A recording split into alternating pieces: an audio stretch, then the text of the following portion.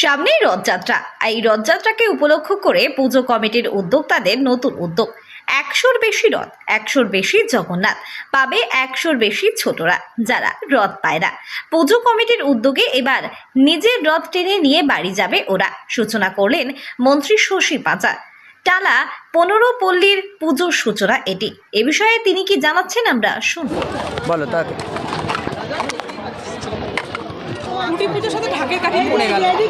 একেবারে রথযাত্রা মানে সমস্ত দুর্গাপুজোর খুঁটি পুজো আরম্ভ।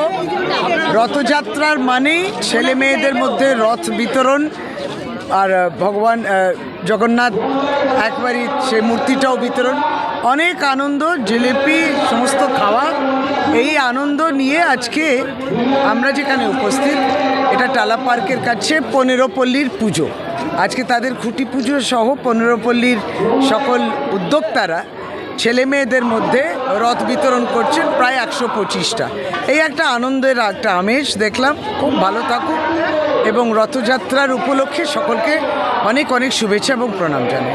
দিদি, রথযাত্রা উপলক্ষে এখানে দেখা গেল যে রথ এবং তার সাথে সাথে ঠাকুর প্রদান করা হলো 125 জন বাচ্চাকে। এই যে একটা অভিনব উদ্যোগ তা এখানে হচ্ছে, কি বলবেন? নিশ্চয়ই এটা অভিনব উদ্যোগ এবং এই উদ্যোগটা অনেকেই করছেন, এটাও বলতে হয়। এই যে রথ টানাতে খুব পুণ্য, প্রত্যেকে হয়তো জগন্নাথ ধামে পৌঁছতে পারছেন না পুরীতে, কিন্তু ওই রথ টানার সময় এখানেও রথ টানে। এই পুণ্যের কাজের সঙ্গে ছেলেমেয়েরা খুব আনন্দ পায়, রথ টানছে, ঠাকুর নিয়ে যায়। আর জগন্নাথ ঠাকুর বলভদ্র এবং সুভদ্রাকে নিয়ে বেরোচ্ছে। আপনি দেখবেন কোনো ঠাকুর এইভাবে প্রজার মধ্যে বেরোয় না, আমরা যেটা জগন্নাথ ঠাকুরের দেখি। সুতরাং তিনি একবারই প্রজার মধ্যে বেরোচ্ছেন ও সকলেই সে দড়ি টানছে কিংবা তাকে স্পর্শ করার চেষ্টা করছে। এইটাই ছোট ছোট আকারে ছোট ছোট রথ ভগবান আমরা মনে করলেই তো ভগবান হৃদয়ের মধ্যে কিংবা ওই রথের মধ্যে। আপনি এটা খুব সুন্দর কথা বলেছেন, কিন্তু এখন এই মুহূর্তে আমাদের কিন্তু রথযাত্রা বা পুরীর জগন্নাথ মন্দির দেখতে গেলে কিন্তু আর পুরীতে যেতে হয়, আর যেতে হবে না, এবার দীঘা যেতে হবে।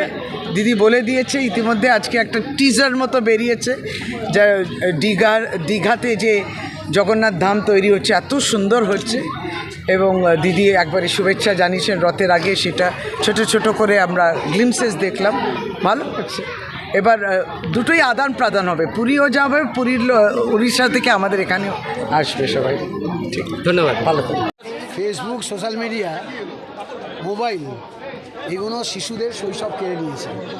তো স্বভাবতই 15 পল্লী দুর্গোৎসব কমিটি তারা রথযাত্রার দিনটাকে বেছে নিয়েছে, রথযাত্রার ঠিক আগেই দিনটাকে বেছে নিয়েছে তাদের পুজো কমিটির মানে তাদের 84তম বর্ষের ব্যানার উদ্বোধনের, পুজোর বিষয় ভাবনাকে জনসমক্ষে আনা।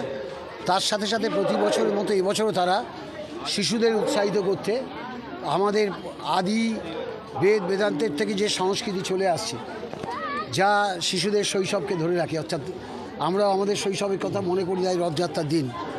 পাঁপড় ভাজা, জিলিপি, তেলে ভাজা, তার সাথে ভেপু বাজিয়ে রথ চালানো।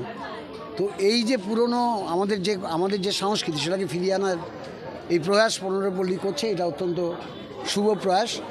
আমাদের সমাজের দীর্ঘদিনের রীতিনীতি সংস্কৃতি যদি আমাদের মধ্যে থেকে হারিয়ে দেয়, তাহলে যে শিশুরা আগামী দিনের নাগরিক হবে তারা যান্ত্রিক তৈরি হবে।